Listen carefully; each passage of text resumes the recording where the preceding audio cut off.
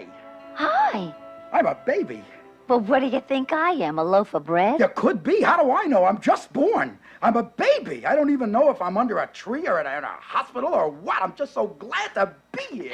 Well, I'm a baby, too. Have it your own way. I don't want to fight about it. Life is too short. What are you so upset about? I'll level with you. I'm a little nervous. I don't know if I'm a boy or a girl yet. Oh, that is important. I think most people know. Well, I've never been anything before. Let's see. Let me take a little look around here. Cute feet. Small. Dainty. Yep, I'm a girl. That's it. It's girl time. What do you think I am? You? Oh, that's easy. You're a boy. Gee, I don't feel like a boy. That girl, Marlo Thomas, today on Pop Goes the Culture.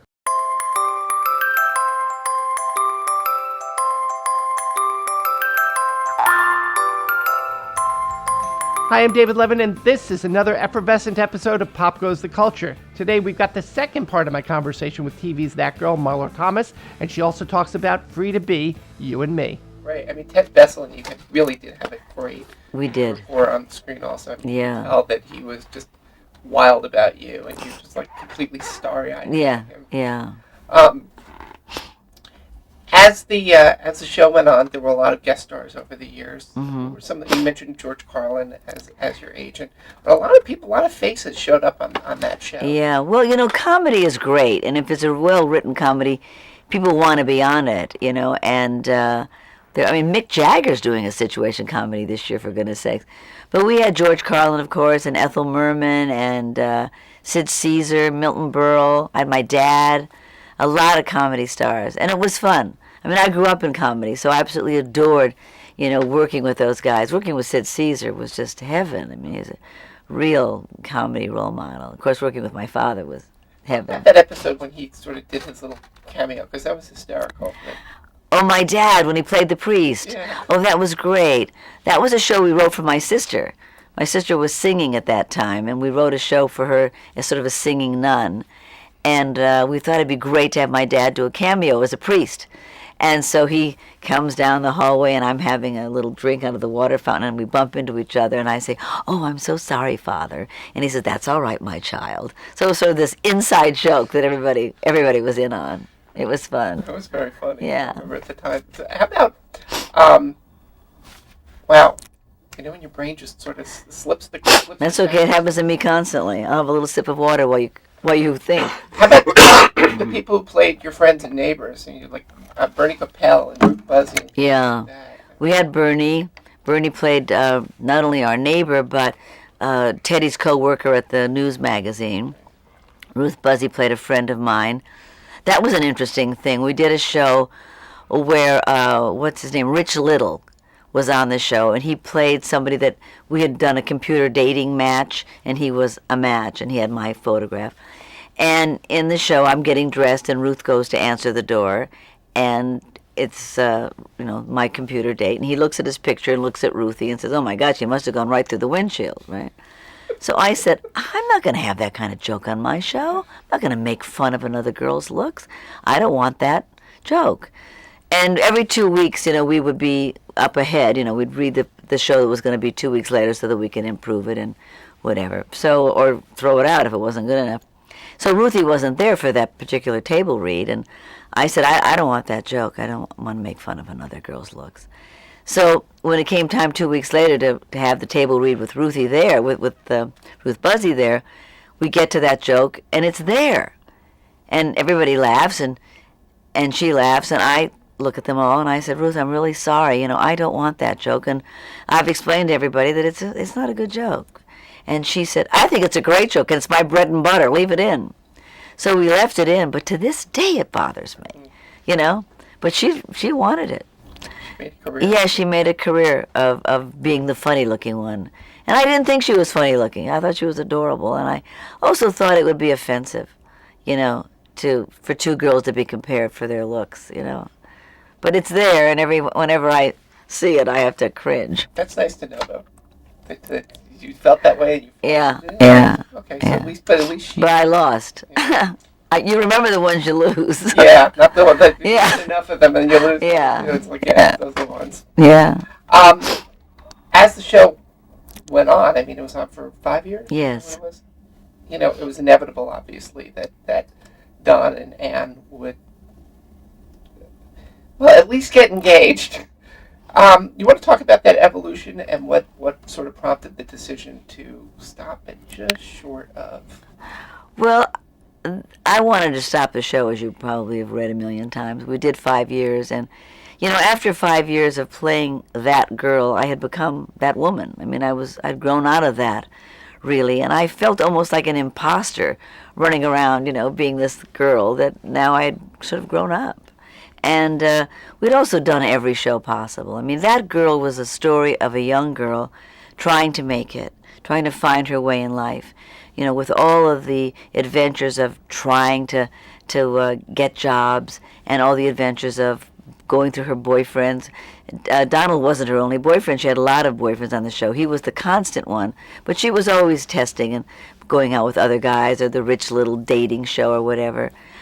But Ted and I were so good together that we really made him, the major constant boyfriend. So those were the stories. To have her become successful or have her marry Donald was another show. That girl, in my mind, was the show of the striving, the time before you become the woman that you are to become. So when they suggested that we marry, I just was against it for every reason. For that reason, and also because I felt that it was saying to the girls of America, this is the only happy ending there is. And I just couldn't do it. I just felt it'd be such a cop-out. And the network felt it was like a big rating getter. I mean, for Anne and Donald to have a wedding, how great it would be. I mean, it'd be a, killer rating. But I just couldn't do it. I just felt that it would just be a bad message. And so we got engaged because that gave it something. But at least it didn't say, that it was forever. And on the last show, I took Donald to a women's lib meeting. That was my message, which was, hang in there. And it was better. It was better. Pre-Mary Tyler Moore, all of it. Yes. And certainly Mary Tyler Moore show owes a great deal to that girl, without question. Not the least of which, I guess, was Ted Bessel going over to that show to play her boyfriend and not marrying her. Maybe it was Teddy. I think that's okay. If you have a show about a single woman, and you want to end it, bring Ted in. He was very talented. He went on to direct and do a lot of. He was very talented. Yeah, he directed some That Girls, and he won an Emmy for directing Tracy Ullman's show. He was really good. I just adored him. We had a wonderful, wonderful time. Here's a question for you. Maybe you've been asked this before. I don't know. But I ask each of the people who I speak to who played an iconic part or a part on TV. And, the folks at home get to know that person, and they become real. So Marlo Thomas has moved on with her life. Where do you think Anne-Marie is today? What has she done with her life? Well, I think Anne-Marie, sort of morphed into Kate and Allie and Murphy Brown. The interesting thing about Anne-Marie and Mary Richards is that they were perfect. They didn't do anything wrong. They were really good people that everybody loved, including the mailman and the guy who sold the newspaper. Everybody knew them and loved them. What was wonderful about Murphy Brown is that she was imperfect. She was an alcoholic. She had a baby out of wedlock. She screamed at her staff. And that was a great, I think, evolution for women. Because in my time, in Mary Richards' time, we had to be perfect. But women aren't perfect. Not on screen, not off screen. So for Murphy Brown to make that jump, for Diane English to have written a character that was so imperfect, was a really important step for women on television. More important, I think, than almost anything else. Don't tell me Anne became an alcoholic. No, but I'm saying that's the evolution of women in situation comedy. I understand. We often thought we were going to do a reunion show one day, and we kept putting it off and putting it off. And we thought maybe Anne-Marie ran a little theater somewhere. That she tried being an actress, and since we never heard of her again, that possibly she was running a community theater in Brewster, New York. That would be how she'd end up. When you moved on after That Girl, you did some movies, some plays. You want to sort of talk about, and I remember Free to Be You and Me. Yes. You want to talk about that path after That Girl? Well, after That Girl, I really didn't want to do another series. I didn't even want to do a guest shot on a series. And I kind of concentrated on specials. The first one I did was Free to Be You and Me, which was exciting because, again, it was so groundbreaking. You know, I did it for ABC, and I wanted to say to boys and girls, you can be anything you want to be. You know, I started with That Girl, but then I thought, you know, you have to get them younger. And the network was interesting. They didn't want us to do It's All Right to Cry, because it was saying to boys that they could cry. And they didn't want to do William Wants a Doll. They didn't want to say to little boys that you could have a doll. So that was a big fight, but I won the fight, and they were great about it. And it was, you know, it won an Emmy and a Peabody and everything, because the music in that piece, Bruce Hart and Stephen Lawrence wrote the most wonderful score for that piece. And we had such great stars. I mean, Mel Brooks and Diana Ross and Michael Jackson. I mean, it was just fabulous people on it. Alan Alda. I mean, they were great, great pieces. And we did rewrite children's literature. We rewrote our own childhood, and it was very exciting. And then I did another one called Acts of Love and Other Comedies with Gene Wilder and Gene Stapleton and Joe Bologna that Renee and Joe wrote, and Artie Garfunkel. And I played 6 different women and how they love, and it was very, very, you know, a lot of fun. So I was trying to find all other ways, you know, to work. And then I did It Happened One Christmas, where I played the Jimmy Stewart part in It's a Wonderful Life. And a lot of people got mad at me for that because it was such a classic. But I thought, what a great, you know, to play Jimmy Stewart's part, you know. And the interesting thing about that movie is I didn't have to change one line of Jimmy Stewart's dialogue. But for Wayne Rogers to play the Donna Reed part, we had to give him a job. He had to have a whole other kind of career. I mean, it was so interesting. I mean, what an interesting, if you want to look at genders and sexism, you know, there it was.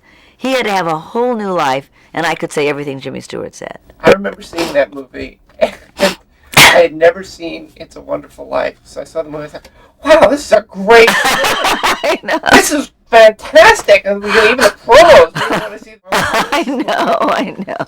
It was like doing Gone with the Wind and saying, wow, it's a great story. Yeah, except you're playing Red Bucket. That's right. Why didn't I think of that? Yeah, well, I remember, though, you know, during that period, you always, whenever you showed up on TV, it was always a quality project, and it always seemed to be something that you had created for, you know, a vehicle that you created for yourself. Yeah, thank you. I'm glad you thought they were good. But the fun of it for me was I just had so much I wanted to express, you know, that it was fun to have the power to be able to do it. I mean, after 5 years on a hit show, you know, you can pretty much write your own ticket. And so I was writing every ticket I could to do stuff that, you know, otherwise I probably wouldn't have been able to. So I took a lot of chances, but they gave me a lot of chances. And it was a very, very creative time for me. Talk about what occurred after. I guess probably just a few years after. Well, after that, I was sent a script to play an alcoholic woman. I forgot the name of it. It was a very, very difficult part. And I was excited to have been offered it, that it was such a dramatic part. But I read it and I thought, I don't know how to do this. I have no idea how to play an alcoholic. I don't know how to play anything except these comedy roles, and I could do all kinds of characters in comedy, but I didn't know how to take a character that was so unlike me and really do it realistically. So I quit my career. I went back to work, back to study. I studied with Lee Strasberg for 3 years in New York. I went for 1, but it took 3 for me to feel that I had it. And then I did Nobody's Child, which I played a schizophrenic. And it was very rewarding because the fact that I had stopped my career and my agents went crazy, but I said, I don't want to just play the same part all my life. I don't want to end up this old lady playing that girl for the rest of my life. I want to find out what else I can do. Maybe I can't do anything else, but I want to find out what it is. So studying with Lee really helped me, and I did The Lost Honor of Catherine Beck, which was a wonderful dramatic part. Then I did Consenting Adult, the mother of a young guy who comes out and says he's gay, and her feelings about that and how she had to grow, with Martin Sheen. And then Nobody's Child came along, and I played this, you know, very terrifying woman who was catatonic for 6 years, was schizophrenic, had panic attacks, a real person, Marie Balter. And I won the Dramatic Actress Emmy for that. And that was so rewarding, because I'd really put in the time. I'd really earned it, and I felt confident that I actually could play a character. And it was That's fantastic and a nice evolution. I mean, but for someone to actually go back and do that after having a successful career, like, okay, now I'm going to take the next step. You know, every so often you have to step backward to move forward. Well, you know, it's interesting. Dancers do it, singers do it. Actors somehow are expected to be able to do everything without training, to do everything without practicing at the bar every day. And you have to practice at the bar of your craft. And we have to take a kind of a step back and say, okay, you know, what else do I want to do? Or else, you know, you will be typecast for the rest of your life. That's it for today. Next time, Marlo talks about Friends and her work with St. Jude's Children's Hospital. We'll see you then. And don't forget to subscribe.